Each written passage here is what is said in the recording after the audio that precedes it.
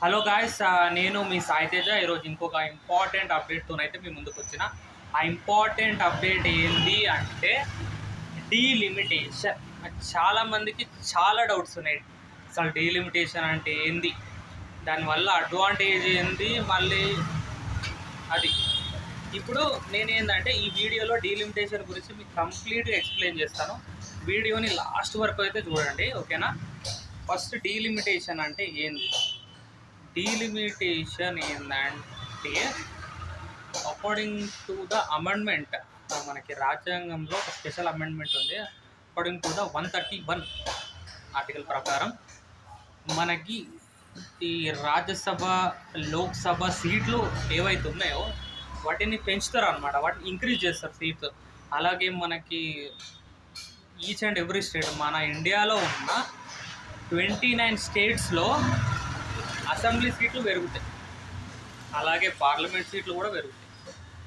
ఈ సీట్స్ పెంచడం వల్ల అడ్వాంటేజ్ ఏంటంటే ఎవరైతే రాజకీయాల్లోకి రావాలనుకుంటున్నారో వాళ్ళకి చాలా బెనిఫిట్ అవుతుంది. అండ్ సీట్లు పెరగడం వల్ల కొత్త వాళ్ళకు అవకాశం వస్తుంది, మెయిన్ అది, ఓకేనా? సెకండ్ పాయింట్ ఏంటంటే scheduled caste and scheduled tribe వాళ్ళకి సీట్లు పెరుగుతాయంట. ఒక 66 అరౌండ్ అలా అనమాట సీట్స్ అయితే పెరుగుతాయి. చాలా మంచిది. ఇలా ఏంటంటే గిరిజనులకు కానీ దళితులకు కానీ సీట్లు పెరుగుతాయి తప్పకుండా. ఇది పాయింట్ నెంబర్ 2. ఇక పాయింట్ నెంబర్ 3 ఏంటి అంటే సీట్లు పెరగడం వల్ల ఇప్పుడు ఎవరైతే పొలిటికల్ ఆస్పిరెంట్స్ ఉంటారో, ఎవరైతే ప్రజాసేవ చేస్తారు కదా, అంటే వాళ్ళకి చిన్నప్పటి నుంచి రావాలంటుంది, వచ్చి నేను లైక్ ప్రజలకు సేవ చేయాలి. అండ్ వాళ్ళకు కూడా కొన్ని గోల్స్ ఉంటాయి, వాళ్ళకి చాలా ఇంపార్టెంట్ ఇదన్నమాట.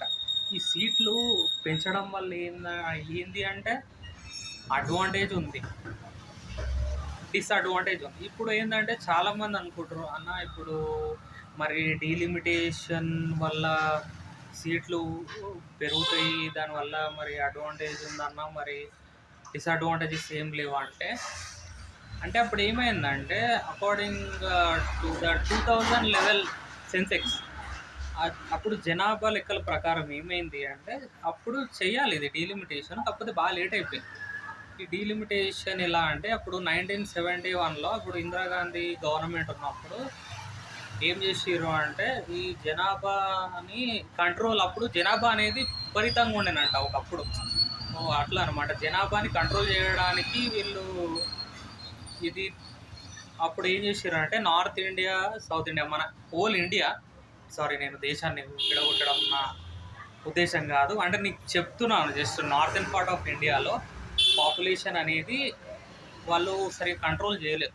ఇప్పుడు మన కంపేరింగ్ టు మన సౌత్ స్టేట్స్ ఉన్నాయి కదా, ఏవైతే తెలంగాణ, ఆంధ్రప్రదేశ్, కర్ణాటక, తమిళనాడు, కేరళ, ఈ 5 స్టేట్స్లో మనం ఈ జనాభా రేటుని మనం సక్సెస్ఫుల్గా మనం కంట్రోల్ చేసినాం. మన దగ్గర చైల్డ్ పాలసీ అనేది, జనాభా తక్కువ ఉంది మన దగ్గర, అండ్ డెవలప్మెంట్ కూడా చాలా బాగుంది. అయితే నార్త్ ఇండియా విషయానికి వచ్చేస్తే వాళ్ళు జనాభాని కంట్రోల్ చేయలేకపోయారు, అంటే కొన్ని రీజన్స్ వల్ల. అక్కడ మరి ఆ రీజన్స్ ఏందనేది మనం తెలుసుకోవాలి. ఏంటంటే అక్కడ కొన్ని కారణాల వల్ల సరిగా పాపులేషన్ అనేది పెరిగిపోయింది. అంటే కంపేరింగ్ టు మన సౌత్ ఇండియా కంటే నార్త్ ఇండియాలో పాపులేషన్ ఎక్కువ ఉంది.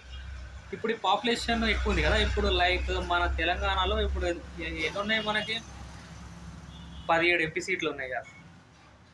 ఈ 17 ఎంపీ సీట్లు డీలిమిటేషన్ వల్ల ఏమైతే 26 అయితే, ఓకేనా? చూడండి డిఫరెన్స్ చాలా జాగ్రత్తగా అబ్జర్వ్ చేయండి. అదే ఉత్తరప్రదేశ్లో మనకి ఎన్ని ఉన్నాయి,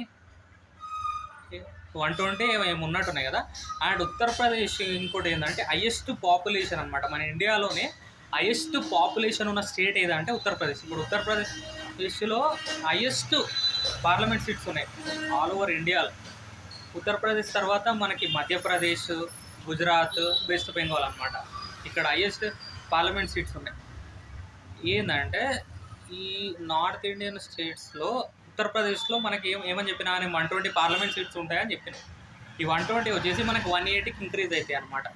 అండ్ వీళ్ళు ఏం చేస్తున్నారు అంటే ఈ డీలిమిటేషన్ వల్ల, అంటే ప్రతి రాష్ట్రంలో 29 స్టేట్స్ ఏవైతే ఉన్నాయో మన ఆల్ ఓవర్ ఇండియాలో కలిపి ఈ 29 స్టేట్స్లో వచ్చేసి మనకి 50% సీట్స్ పెంచుతారంట. ఒక 50% ఈచ్ అండ్ ఇప్పుడున్న మనకి అసెంబ్లీ సీట్స్ కానివ్వండి, పార్లమెంట్ సీట్లు అయితే అందులో ఉన్న వాటిలో ఒక 50% అంటే అన్ని స్టేట్స్కి సమానంగా పంచుతారంట.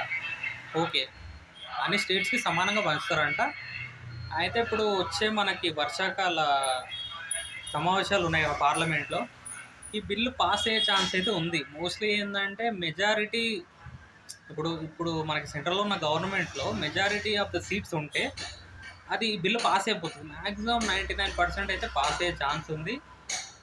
Let's see what will happen అనమాట. డీలిమిటేషన్ వల్ల ఏంటంటే మనకి సీట్లు పెరుగుతాయి అన్నమాట. ఎస్సీ, ఎస్టీ, బీసీ అలా అనమాట. కేటగిరీ వైజ్ అయితే చాలా బెనిఫిట్స్ ఉంటాయి. ఏంటంటే పాపులేషన్ వైజ్గా మనకి కొంచెం చూడాలి. కానీ దీనివల్ల నాకు తెలిసి డిసడ్వాంటేజెస్ అయితే చాలా తక్కువ అనుకుంటా. అండ్ ఈ బిల్లు అప్పుడు మనకు తెలుసు మొన్న ఏప్రిల్లో ఈ బిల్లు వీగిపోయింది. అండ్ మనకి ప్రతిపక్షాలు అయితే సపోర్ట్ చేయలేదు. అప్పుడు బలం తక్కువ ఉండే. ఎప్పుడైతే వెస్ట్ బెంగాల్ ఎలక్షన్స్ తర్వాత ఇప్పుడు సెంట్రల్ గవర్నమెంట్ బలం అనేది పెరిగింది. ఇంకా ఐ థింక్ ఇంకొక 6 సీట్లు ఎంతనో సంథింగ్. మొత్తం మీద ఈ బిల్ అయితే పాస్ అయిపోతుంది 100%. ఓకే, అండ్ చూద్దాం ఈ వర్షాకాల సమావేశాలు వస్తే అంటే మరి యుద్ధం మన ప్రతిపక్షాలు, మన సెంట్రల్ గవర్నమెంట్ చూద్దాం. ఇంకా వాడివేడి చర్చలు చాలా అవుతాయి ఈ బిల్లు గురించి. అండ్ దాంతోపాటు ఇంకొకటి మహిళా బిల్లు ఉంది కదా, 33% రిజర్వేషన్. అంటే 33% ఉమెన్స్కి మనకి రాజ్యసభలో ఛాన్స్ ఇవ్వాలి. ఏంటంటే వాళ్ళకు కూడా చట్టసభల్లో అవకాశం ఇవ్వాలి అని ఇంకొక అమెండ్మెంట్ అనమాట. అది కూడా మొన్న ఏప్రిల్లో మొన్న సమ్మర్ మొన్న వెస్ట్ బెంగాల్ ఎలక్షన్స్ కన్నా ముందు ఆ బిల్లు కూడా ఫెయిల్ అయింది. అండ్ ప్రధానమంత్రి గారు కూడా చాలా బాధపడ్డారు. ఆ తర్వాత మన్ కీ బాత్లో కూడా ఆయన స్పెషల్ వీడియో పెట్టి ఏంటంటే ఈ మహిళా బిల్లుతో పాటు ఈ డీలిమిటేషన్ బిల్ కూడా పాస్ అయ్యే ఛాన్సెస్ అయితే ఉన్నాయి మోస్ట్లీ. అండ్ ఇంకొకటి ఏంటంటే ఈ డీలిమిటేషన్ మీద మీ ఒపీనియన్ ఏంటో కింద కమెంట్ బాక్స్లో తెలియజేయండి. అండ్ ఇది చాలా ఇంపార్టెంట్ వీడియో, మీ ఫ్రెండ్స్కి కూడా షేర్ చేయండి. అండ్ లైక్ చేయండి, షేర్ చేయండి, వీలైనంత వరకు చాలామందికి షేర్ చేయండి. ఎందుకంటే మన ఛానల్ గురించి తెలియాలి. అండ్ గాయస్ ప్లీజ్ సబ్స్క్రైబ్ చేసుకోండి. అండ్ సబ్స్క్రైబర్స్ అయితే చాలా తక్కువ ఉన్నారు మనకి అసలు. ఇప్పుడు ఇంతకుముందే ఇంకొక సబ్స్క్రైబర్ పెరిగారు. నిన్నటి వరకు 6 మందే ఉండే. ఓకేనా, ప్లీజ్ గాయస్ మన ఈ వీడియో చూస్తున్న వాళ్ళందరూ సబ్స్క్రైబ్ చేసుకోండి. అండ్ జై Hind. This is Sai Teja signing off.